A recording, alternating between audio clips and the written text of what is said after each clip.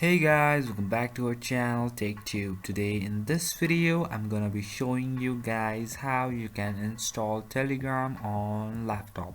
So I'm gonna be teaching you a very easy step regarding this one. So if you have any problem or any queries within the process, just let me know in the comment section right away.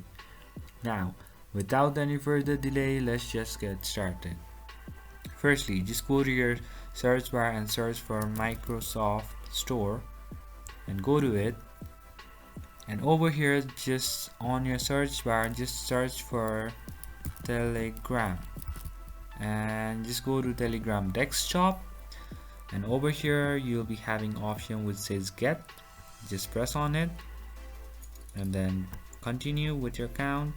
Just gonna press and then continue it, and then you can download your Telegram app like that. So that's pretty much, guys, that's how you do it. I hope this video is helpful for you guys. So thank you for watching our video, guys. If you like our video, please leave a like and do not forget to subscribe our channel, and also hit the bell icon so you never miss an update from us.